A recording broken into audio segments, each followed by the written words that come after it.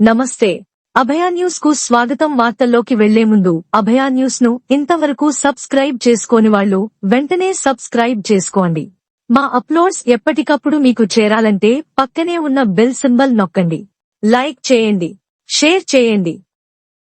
తమ్మళ్లపల్లి మాజీ MLA G. Shankar తనయుడు శ్రీకాంత్ వివాహం జూలై 31వ తేదీ బెంగళూరులోని చామరవజ్రాలో జరిగిన విషయం తెలిసిందే.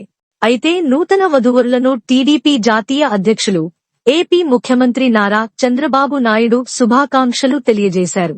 శుభాకాంక్షలు తెలియజేస్తూ తన సంతకంతో కూడిన లేఖను శంకర్ యాదవ్ కు పంపారు. ముఖ్యమంత్రి చంద్రబాబు శంకర్ కు పంపిన లేఖ శుక్రవారం సోషల్ మీడియాలో వైరల్ అయింది. శుభాకాంక్షలు తెలుపుతూ చంద్రబాబు పంపిన లేఖలో వింతేముంది, అసలు వైరల్ కావాల్సిన అవసరం ఏముందని అనుకోవచ్చు. కానీ అసలు మతలబు అక్కడే ఉందంటున్నారు రాజకీయ విశ్లేషకులు. తమ్మళ్లపల్లి టికెట్ ఆశించి భంగపడ్డ శంకర్ కొంతకాలంగా రాజకీయాలకు దూరంగా ఉన్న విషయం విదితమే.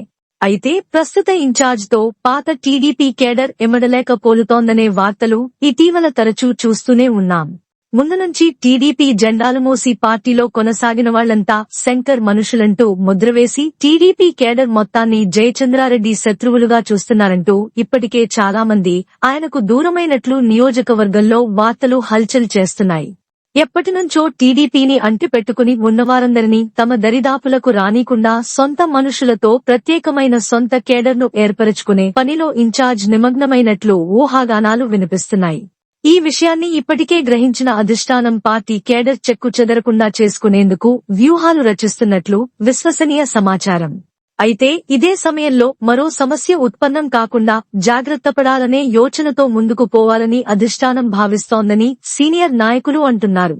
ఈ ఆపరేషన్లో భాగంగానే మాజీ ఎమ్మెల్యే శంకర్ పై అధిష్టానం సానుకూలంగా వ్యవహరిస్తోందనే చర్చ నియోజకవర్గంలో నడుస్తోంది. ఇప్పటికే నియోజకవర్గంలో శంకర్ వర్సెస్ జయచంద్రారెడ్డి మధ్య రెండు వర్గాల్లో చర్చ వాడివేడిగా సాగుతున్న తరుణంలో చంద్రబాబు లేఖ అగ్నికి ఆజ్యం పోసినట్లయింది. ఇంతకాలం నడుస్తున్న ఊహాగానాలకు ఇది మరింత బలం చేకూర్చినట్లయిందని ఒక వర్గం సంతోషం వ్యక్తం చేస్తుండగా మరో వర్గం జవసత్వాలు కోల్పోయిందనే వ్యాఖ్యలు వినిపిస్తున్నాయి. పార్టీ మరింత నష్టపోకముందే అధిష్టానం తగిన నిర్ణయం తీసుకోవాలని కార్యకర్తలు కోరుతున్నారు.